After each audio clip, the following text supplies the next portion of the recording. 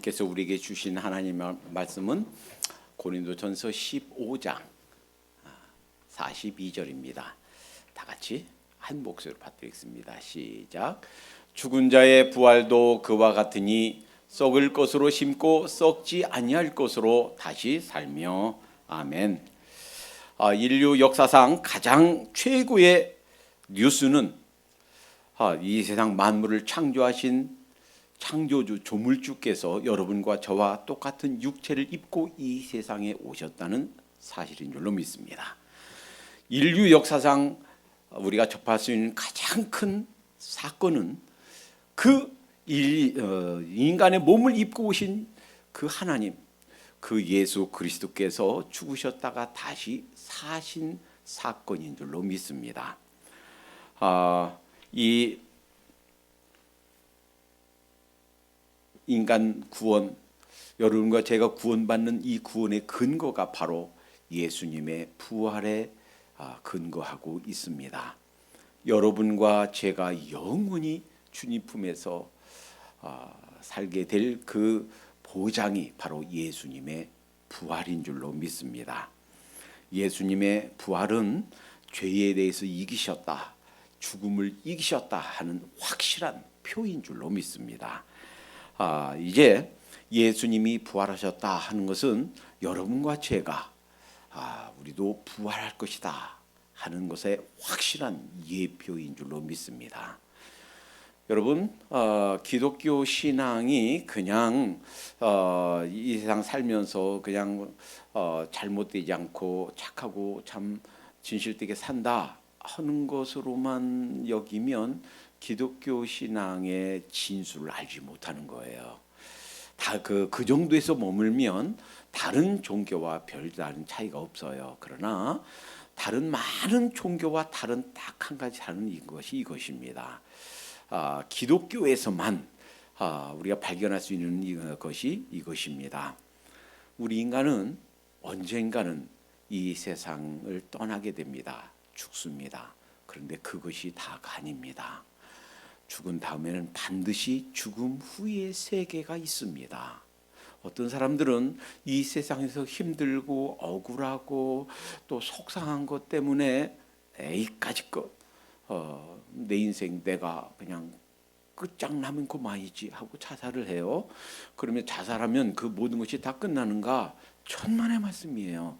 자살해서 이 세상을 떠나고 나면 그 순간부터 말할 수 없는, 이전보다 더 복잡하고 이전보다 더 힘들고 이전보다 더 고통스러운 그러한 일이 기다리고 있습니다. 우리가 이 세상 우리 육체를 벗고 나면 이제는 우리 힘으로 내가 컨트롤할 수 없는, 내가 이 세상에서 육체를 입고 있을 때는 내가 나를 컨트롤할 수 있었어요. 내가 밥 먹고 싶을 때 먹고, 먹기 싫을 때 굶고, 물 마시고 싶을 때 마시고. 그런데 일단 내가 육체를 떠나고 나면 out of control, 내가 내 자신을 어떻게 할 수 없어요.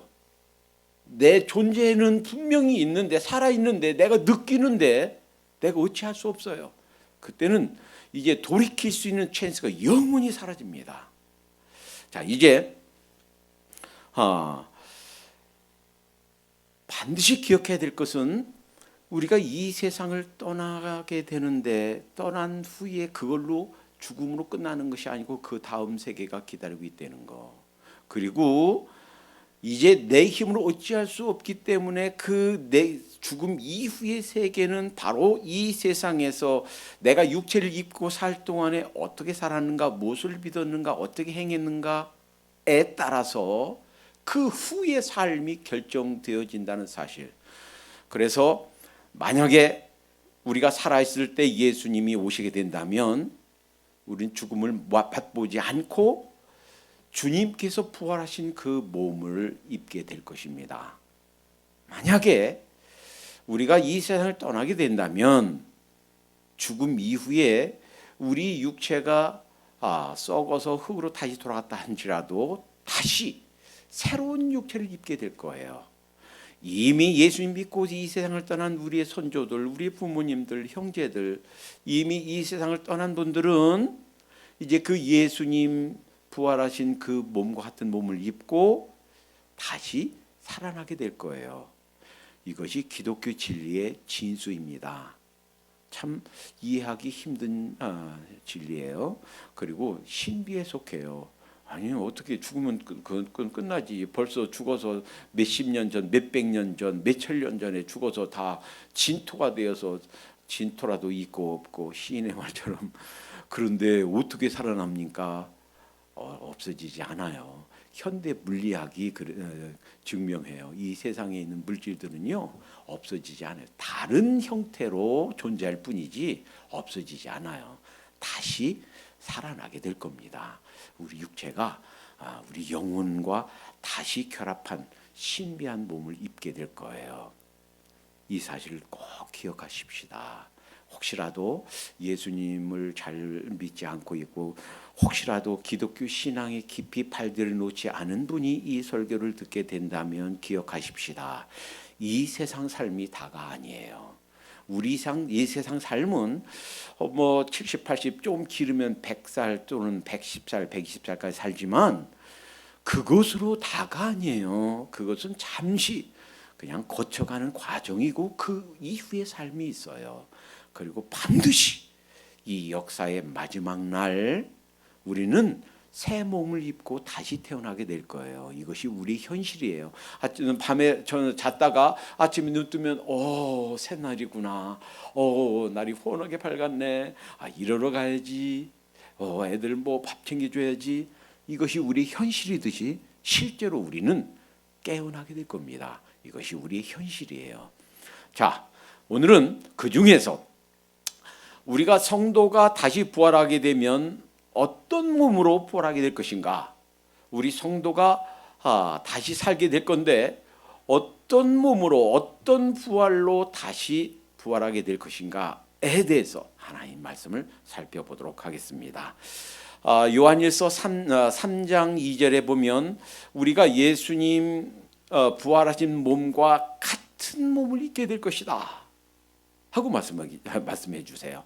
그러니까 예수님이 부활하신 몸은 이 세상에 공생애 때 3년 동안 공생애 하시고 또 전체 우리 몸과 같은 몸을 입고 33년간 사셨는데 그때는 부활하신 몸과 달라요. 이 그때 육체는 우리와 같은 육체예요. 그리고 이 육체는 시공간의 제약을 받는 육체입니다. 그러니까 여기 있으면서 동시에 저 한 백리 밖에 있을 수가 없어요. 금방 갈 수가 없어요. 이 벽이 있어서 통과할 수가 없는 그런 육체를 가지고 계셨어요. 그런데 예수님이 부활하신 후의 육체는 다른 육체예요. 그것을 이제 예수님이 부활 후에 보여주신 말씀들에서 그 예수님이 부활하신 육체가 어떤 육체인가 하는 것을 보여줍니다. 오늘 본문에 고린도전서 15장 44절에 보면 육의 몸으로 심고 신령한 몸으로 다시 사나니 전에는 부활하기 전에 육체가 있는 우리와 똑같은 몸이었어요. 그 후에는 신령한 몸이에요. 그러니까 요한복음 20장 19절에 제자들이 있었어요. 문 닫고 있었어요. 그런데 그 문을 통과해서 오셨어요. 그러니까 이 벽과 문을 통과할 수 있는 몸이에요. 우리 육체, 현재 우리 육체와 같은 몸이 아니에요. 그리고 20절에 자, 봐서 내 손과 옆구리에 손을 넣어보라. 그러니까 만질 수도 있는 육체예요. 그리고 우리가 지금 상상하기 어려운 육체입니다. 벽을 통과할 수도 있으면서 또 만져지기도 하는 몸이에요. 요한복음 21장에는 제자들이 자, 예수님 부활한 것을 알고 나서도 다시 생업으로 돌아갔어요. 고기 잡고 있었어요. 예수님이 찾아오셨습니다. 아침에 일찍 불을 피우시고 거기다가 생선을 구우시고 기다리고 있었어요. 자, 그리고 그 생선을 좀 먹으라 하시고 예수님도 드셨어요. 그러니까 뭐를 먹을 수도 있고 또 이런 육체들을 만지고 또 활동할 수도 있고 만져지기도 하고 드시기도 하고 마실 수도 있는, 그러면서 동시에 벽을 통과하기도 하는 우리가 지금 이해하기 힘든 좀 신비한 몸이에요. 우리가 부활하게 될 몸, 우리가 이 세상에 있을 때 주님 만나면 변화하게 될 몸, 혹은 우리가 이 세상을 떠나게 되면 예수님께서 다시 오시는 날 변화하게 될 몸은 그와 같은 몸이에요. 예수님 부활하신 것과 같은 그런 성격의 몸이에요. 신비하지 않습니까? 아니 죽어서 어떤 사람들은 잡혀서 물고기 잡혀서 그냥 다 소화돼서 물고기 살이 돼버린 사람들도 있고 화장해서 다 연기가 돼버린 사람들도 있는데 그럼에도 불구하고 다 살아난단 말이에요.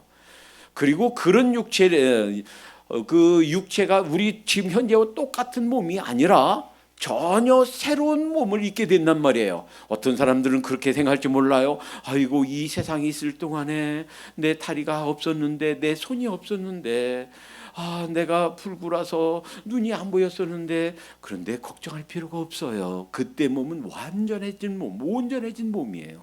그때는 우리 나병 걸려서 또 한센시병 걸려서 뭐 손가락이 없어지고 발가락이 없어지고 눈이 빠지고 그 나중엔 팔다리도 없어지고 몸뚱이만 남은 그런 분들도요 온전한 몸을 갖게 될 거란 말이에요. 어떤 자매가 세상을 떠났습니다. 갑작스럽게 사고로 죽었어요. 병원에서 사망 진단서가 내려졌어요. 근데 이 소녀는 특별히 날 때부터 소경이었던 사람이에요. 한 번도 물체를 본 적이 없고 사물을 분간한 적이 없어요. 색깔이 뭔지 알 수가 없어요. 그런데 얼마 후에 깨어났습니다. 의사가 사망 진단서가 내렸는데도 불구하고 깨어났어요. 그리고서 놀라운 말을 합니다. 제가요 죽었는데요. 제가 제 육체를 벗었는데요. 다 봤어요. 의사 선생님이 죽었다고 사망 진단서 내리는 것도 봤고요. 제 죽은 몸을 붙잡고 엄마가 막 통곡하는 것도 봤고요. 간호사가 어떤 옷을 입고 어떤 색깔의 옷을 입고 어떻게 하는 거 다 봤어요. 다 들었어요. 생생하게 들었어요. 평생 한 번도 색깔을 본 적이 없는 나면서부터 소경된 소녀가 죽었다가 깨어나서 그걸 그대로 얘기하는데 정확하게 맞아요. 여러분, 우리 죽은 다음에 죽음으로 끝이 아니고 죽음 후의 세계가 계속됩니다. 예수님께서 부활하신 몸과 같은 몸으로 우리가 부활하게 될 것이다 라는 거예요. 도대체 그것이 어떻게 가능한가? 그것이 어떻게 거짓말 같은 사실 아닌가? 도대체 어떻게 그게 가능한가? 이거 어떻게에 대해서 오늘 본문에 조금 직전에 고린도전서 15장 37절 38절에는 이렇게 말씀하고 계십니다. 또 너희의 뿌리는 것은 장래 형체를 뿌리는 것이 아니니 다만 밀이나 다른 것의 알갱이뿐이로되 하나님이 그 뜻대로 저에게 형체를 주셔서 각 종자에게 그 형체를 주시느니라. 여러분 이제 봄이 됐죠. 4월 5일이 식목일이에요. 나무나 씨앗을 뿌리면 가장 잘 난다고 그러죠. 이번에 그런 의미에서 이제 집에 가서 호박씨 한번 심어보세요. 옥수수씨 한번 심어보세요. 날 거지요. 그런데 한번 보세요. 호박씨 한번 심어보세요. 조그만하지요. 그런데 어때요? 싹이 터서 나면 길게 덩쿨을 뻗지요. 옥수수 한번 심어보세요. 조그만하고 동글동글하지만 심어서 나면 어때요? 길쭉하게. 어떤 옥수수는 나보다 키가 더 크게 훌쩍 크지요. 그러니까 조그만 알갱이이지만 그 속에 그 알갱이 속에 형체가 있단 말이에요. 마찬가지예요. 우리가 씨를 심듯이 우리가 이제 이 세상을 떠나게 되면 그 씨가 발아에서 나듯이 난다 하는 거예요.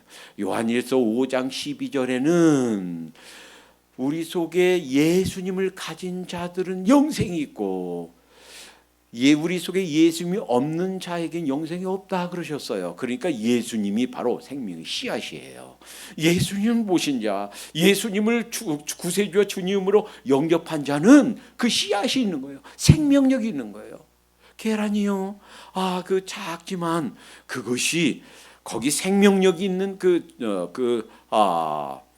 이 계란은 품었을 때 거기에서 삐약삐약 병아리가 탄생하듯이 생명력이 있는 그 계란, 즉 예수님을 모신 우리는 그 씨앗에 우리 속에 생명력이 있단 말이에요. 그 생명력 때문에 씨앗이 형체를 가지듯이 우리가 새 몸을 입게 된다 하는 것이 오늘 고린도전서 15장의 가르침입니다. 그래서 15장 45절에 이렇게 말씀하십니다. 기록된 바 첫사람 아담은 산영이 되었다 함과 같이 마지막 아담, 바로 예수 그리스도 우리 주님을 의미합니다.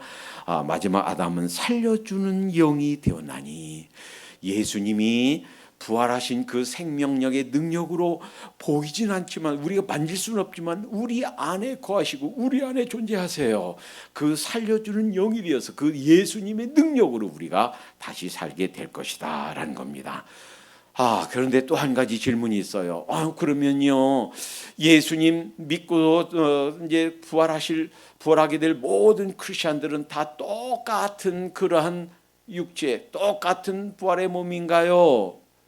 자, 그런데 그게 문제예요. 우리가 부활하게 될 것이지만, 예수님이 부활하신 그 몸과 같은 성격의 몸을 입게 될 것이지만, 그러나 오늘 고린도전서 15장 40절에 보면 이런 말씀이 있어요. 하늘에 속한 형체도 있고 땅에 속한 형체도 있나니, 하늘에 속한 자의 영광이 따로 있고 땅에 속한 자의 영광이 따로 있으니, 41절 해의 영광도 다르며 달의 영광도 다르며 별의 영광도 다른데 별과 별의 영광이 다르도다. 무슨 말이에요? 우리가 예수님 믿고 이 세상을 떠난 자들, 그리고 우리가 이 세상에 있을 때 예수님 믿고 예수님의 재림을 맞이한 사람들은 주님의 부활하신 몸 같은 몸으로 부활하게 될 것이지만, 그 영광이 다르다 하는 거예요. 우리가 다 부활하게 될 것이지만 우리가 입게 될 영광이 다 각기 다르다 하는 거예요. 어떤 사람은 그렇게 잘못 가르쳐요.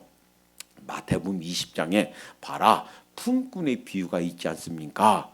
그래서 아침 제3시에 오전 9시에 일 시작한 사람도, 제6시 낮 12시에 시작한 사람도, 제9시 오후 3시에 일 시작한 사람도 다 똑같이 똑같은 샐러리를 받지 않았습니까? 그런데요, 이 말씀 오해하면 안 돼요. 이 말씀은 상급에 관한 말씀이 아니고 구원에 관한 말씀이에요. 이 비유, 그래서 비유를 풀 때는 그것이 무엇을 의미하는가 하는 걸 잘 이해해야 돼요. 그래서 모든 사람이 상급을 다 똑같이 받는다? 천만의 말씀이에요. 그런 말이 아니에요. 여기서 아침 9시에 시작했든 아침 12시 낮 12시 시작했든 저녁 3시에 일을 시작했든, 이제 다 끝날 때, 저 6시면 끝나야 되는데 저녁 5시에 시작했든 다 똑같이 한 셀을 받았다는 얘기는 우리가 받는 구원이 다 똑같다는 거예요. 오랫동안 예수님 믿고 30년, 40년, 50년 동안 열심으로 섬긴 사람이나, 이제 죽기 직전에 사형장에서 사형당하기 직전에 예수님 믿겠습니다, 예수님 하고 믿고 죽은 사람이나, 예수님 옆에 십자가에서 함께 못 박혀 있다가 예수님 믿고 죽은 그 죄인이나 다 똑같은 구원이다라는 거예요. 그러나 우리가 받는 구원은 다 똑같은 구원이지만, 그러나 받는 상급은 다르다 하는 겁니다. 그래서 요한계시록 19장 8절 그 어린 양의 혼인잔치, 자, 이제 마지막 우리가 교회가 예수님 믿은 사람들이 신부예요. 우리 예수님이 신랑이에요. 새하늘과 새 땅에서 어린 양의 혼인잔치가 있게 될 겁니다. 그때 우리가 입는 세마포, 우리가 입는 옷이 무엇인가? 이 세상에 있을 때 주님을 위해서 헌신하기 위해서 한 모든 행실, 바르게 살려고 예수님 때문에 그 손해보고 예수님 때문에 울고 핍박받고 했던 많은 것들, 그것이 우리의 입을 세마포다라는 거예요. 상급이 다 다르다라는 겁니다. 요한계시록 20장 13절에 바다가 그 가운데 죽은 자를 내어주고 또 사망과 음부도 그 가운데 죽은 자를 내어주매 각 사람이 자기의 행위대로 심판을 받고, 이때 심판은 상급 심판이에요. 우리는 구원받은 자들은 이제 지옥 가나 천국 가나 하는 그런 심판은 받지 않아요. 그러나 이제 우리가 행한 대로 상급을 받는 그 심판은 다 달라요. 그래서 전도서 12장 14절 솔로몬이 지었다고 그러지요. 솔로몬이 참 얼마나 큰 영광을 누리는지 예수님께서도 언급하셨어요. 아마도 전무후무할 거예요. 이전에도 이후에도 지금도 아마도 솔로몬과 같은 영광을 누린 자가 아마 또 없을 거예요. 그 많은 지혜, 그 많은 부와 영광, 그 많은 권세. 그런데 이 지혜자가 내리는 마지막 결론, 전도서의 마지막 장 마지막 절이 그거예요. 하나님은 모든 행위와 모든 은밀한 일을 선악간에 심판하시리라. 여러분, 이 사실만 안다면 우리가 이 세상 살 동안 때로는 힘들게 살지요, 억울하게 살지요. 또 때로는 너무 속상하여서 어떤 사람들은 그래서 이렇게 오해받고 사느니 죽는다 하고 자살하는 사람도 있지요. 그런데 그럴 필요 없어요. 혹시라도 자살을 생각하고 있었던 사람들은 이 동영상 들으시는 분들 그 마음 포기하시기 바랍니다. 내려놓으시기 바랍니다. 왜 자살해요? 하나님이 다 아세요. 지금 억울해도요, 하나님께서 다 갚아주세요. 여러분, 우리가요 이 세상 살면서 육체적으로, 경제적으로, 또는 사회적으로 이런저런 억울하고 속상하고 눌리고 힘든 일이 있어도, 고통스러운 일이 있어도 괜찮아요. 왜요? 우리는 이 세상 삶이 다가 아니에요. 언젠가 다시 새 몸을 입게 될 거예요. 주님의 부활하신 몸으로 다시 태어나게 될 거예요. 하나님께서 위로해 주실 거예요. 주님께서 우리의 눈에 눈물을 씻겨 주실 거예요. 그 큰 주님의 팔로 우리를 안아주실 거예요. 이것만 안다면, 이 사실만 확실하다면 이 세상에서 억울해도 괜찮습니다. 바보처럼 살아도 괜찮습니다. 이것만 확실하다면, 이것만 확실하다면요, 쓸데없이 세상 쫓아가며 살 필요가 없어요. 여러분, 어떤 사람이 너 뭐다 왔니? 전혀. 애들 넷이나 길렀어요. 4명이나 아주 잘 길러서 다들 훌륭한 사람 만들었어요. 주님께서 뭐라고 하실까요? 야, 그거 산짐승도 한다. 어떤 사람은 저요 열심히 일했습니다. 정직하게 일했습니다. 남의 거 거짓말하지 않고요, 잘 싸서 기백만 벌로 자식들에게 물려주고 왔습니다. 그럼 뭐라고 할까요? 그거 개미들도 할 줄 알아. 너 뭐 당왔니? 여러분, 우리가 내놓을 게 뭐가 있을까요? 해와 달의 별이 다르다고 그랬어요. 영광이 다르다고 그랬어요. 별과 별의 영광이 다르다고 그랬어요. 우리가 지금까지 살았던 것이 그저 이 세상 것과 쓸데없는 것을 쫓아서 살았다면 우리의 목표, 우리 인생의 고를, 방향을 수정하도록 하십시다. 정말 주님께서 너 뭐하다 왔니? 라고 물으실 때, 우리가 이 세상 떠나서 주님 만나게 될 때, 주님 때문에 이 일했어요. 제가 할 수 있는 것이 많지 않고 제가 할 수 있는 능력이 보잘것없지만 그래도 주님 앞에 이거 하다 왔어요 하고 내놓을 것이 있도록 사십시다.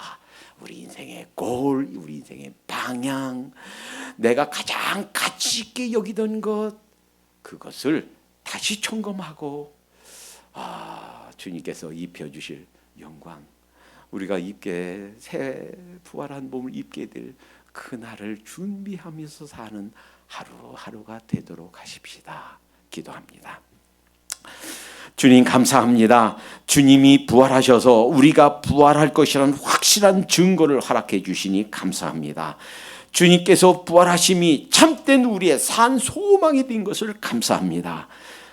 이 세상 살 동안 때로는 고통당하며 때로는 억울하게 때로는 힘들고 어렵게 살지만, 그러나 주님께서 오셔서 다시 입혀주실 새 몸, 주님께서 입혀주실 새로운 영광, 영원한 주님 품에서 살게 될 그날을 바라보면서 주님, 오늘 하루하루를 의미 있고 복되게 살아갈 수 있도록 인도해 주시옵소서.